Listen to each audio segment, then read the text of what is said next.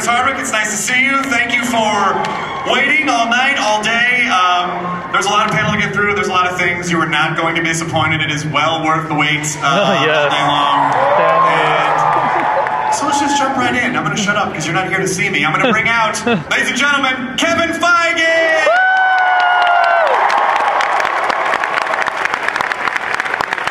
Oh, nice. That's a cool sweatshirt. I like that. You gotta get that look. Feige, how are you? I'm very good. Good. Hello. How are you feeling? I snuck out there to watch that piece with you guys because it still blows my mind that Guardians of the Galaxy that comes out next Friday. You let me come to the premiere, and it is honestly, it is beyond any, and I swear I'm not just saying that because you're here, but James Gunn has managed to make a visually stunning film that is hilarious and action. It's absolutely go see it. But it is our 10th Marvel Studios movie. The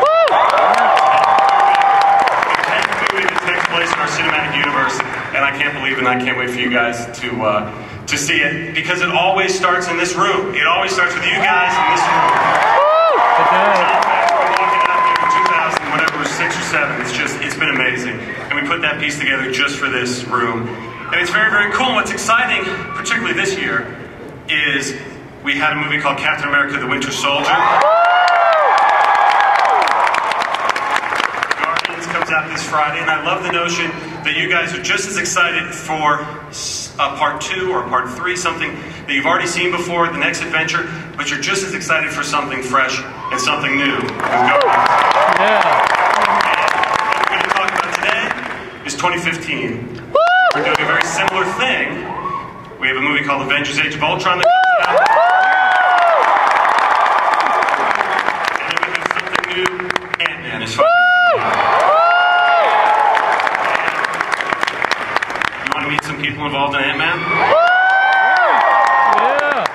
The director of Ant-Man, Peyton Reed.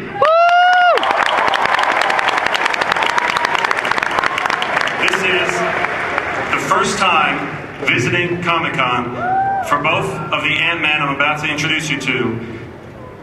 Paul Rudd.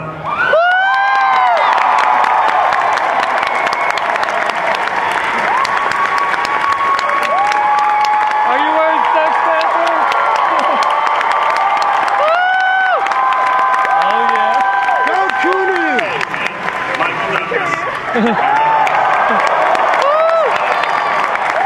Michael Douglas. Oh my God. The villain of our piece, his name is Darren Cross. We also call him the Yellowjacket in the film, Corey Stahl. And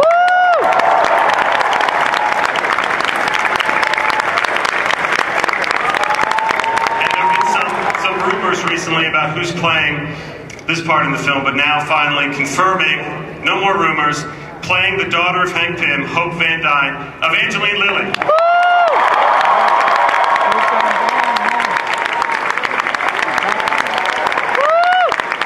Nice.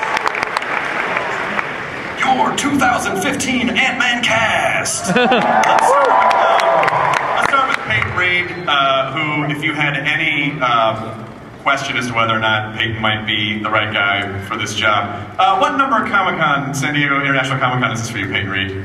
This is my 20th anniversary visit to Comic-Con. 1984 was the first summer I went to Comic-Con. It was the year Jack Kirby passed away, and I've been every year since then, I think minus a couple of years when I was shooting. Yeah. And what was the punk band in high school that you were in? I was a drummer for a time in the 80s in a punk band called Johnny Quest, and in addition to being the drummer, I was in charge of drawing the flyers for the shows, and we did a show I think in 1988, and I drew a sort of a rip-off of Avengers #1, where all the band members were members of the Avengers, and of course Ant-Man was an original Avenger, and I drew myself as Ant-Man. And, I would love to... Did they bring that? Yeah, there it is. Whoa, Yeah. nice. That's that sweet new Johnny Quest LP. that all the kids are digging. There's going to be a big reunion. Is that you down on the drums? That's me flying on the twin snare drum thing. Yeah, flying part, right? Peyton did not tell us this when we met him for the job. It wasn't until long into he's already been working on the film that he brought this out. And he didn't tell Paul. I just told Paul about it and Michael about it yesterday. So his fandom runs deep. I'll get you a cassette of these. I have a Walkman right here. I can totally play it. I can totally play it on the Walkman. Paul Rudd, congratulations to you.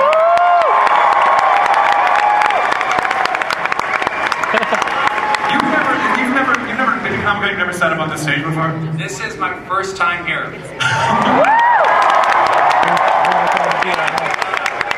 call that a Comic-Con virgin. Yeah. I'm a Comic-Con virgin. What? Pop the cherry. Don't shout pop the cherry. It's disgusting. It's a human being. How dare you? That's what it was. Yeah. I'm popping my Comic-Con cherry. This is it. And it is as advertised. This is unbelievable. If you're going to do it with 7,000 people. So, how does it feel to basically to come into the Marvel Universe as, you know, what will probably be another, like, tentpole? Like, you're gonna be this guy for a while. Like, what does that feel like?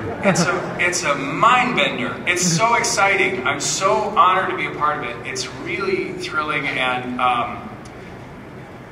it's kind of tough to wrap my brain around. I mean, I've been doing this as a job for a while, but this is a whole other thing. And I'm excited by the challenges. I'm thrilled to be working with such great people, and looking forward to seeing how it all is. Excellent.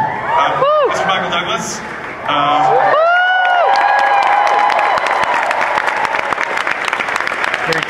I never thought I would say this to you, but we're also popping your cherry as well.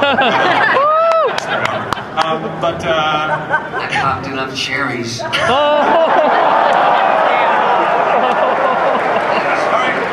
think I don't want to just talk about that for the next hour. What is the experience been like for you to come in as Hank Pym, and what do you see? What do you envision for the character?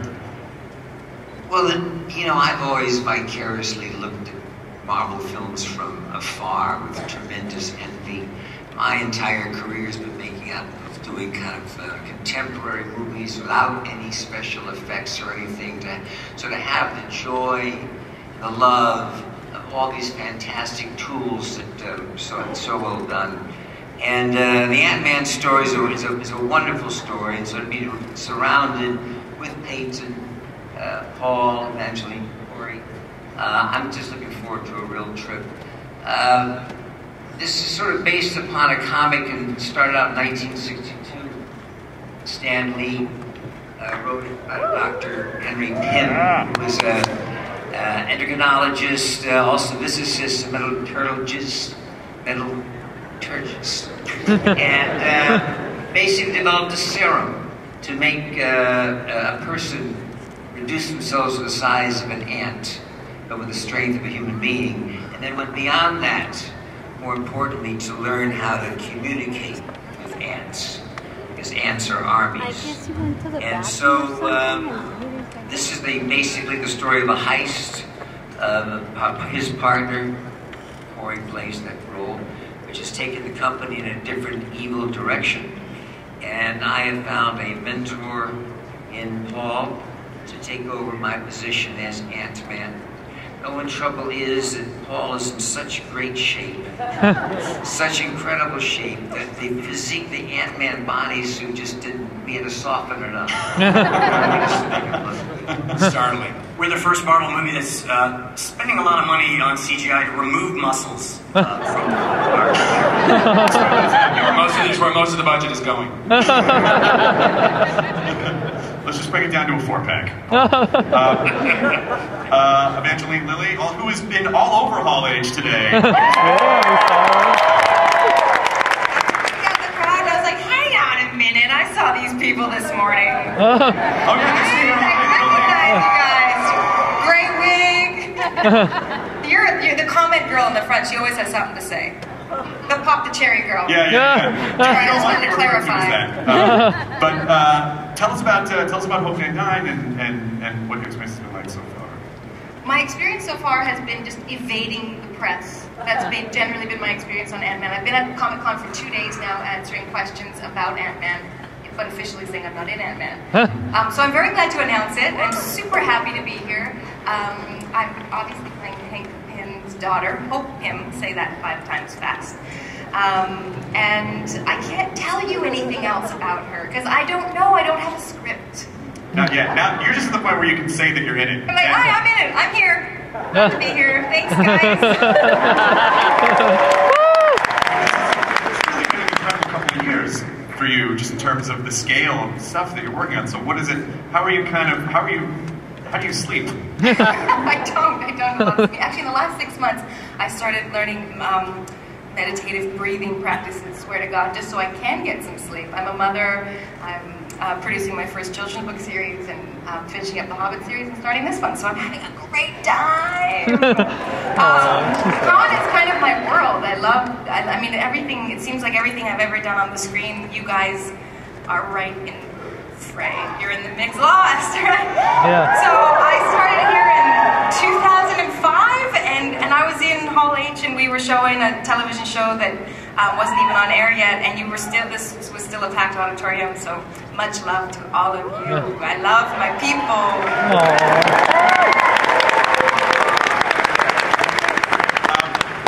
Corey Saul, also here, who's playing a character by the name of What can you tell us about Darren Cross, Corey? I think that was about it. But you know, I was Hank Pym's mentee and a genius scientist as well. And I've taken over the company, and some very judgmental people may think that that's in an evil direction, but I think just taking it into the future. Can you tell us anything about Darren Cross?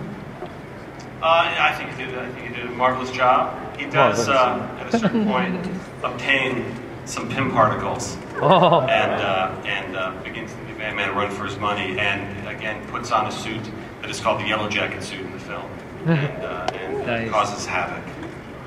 So Darren Cross actually will be Yellowjacket in the film, which is not previously announced. Now, you have to keep all this stuff in the entire time. So Comic-Con for you must be like an incredible release where you can be open about everything. Popping Cherries release. I don't know. This is That's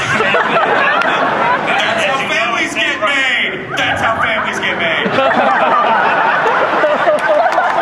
Some of them, a lot of them tonight.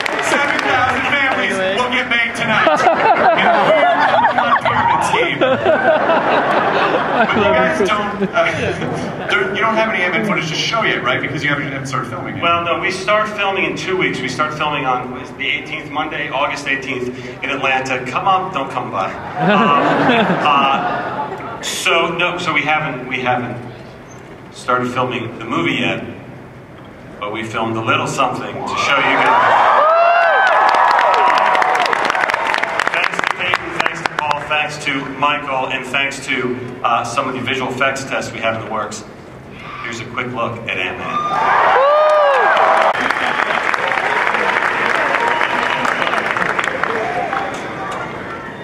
Now they awkwardly go over and take pictures.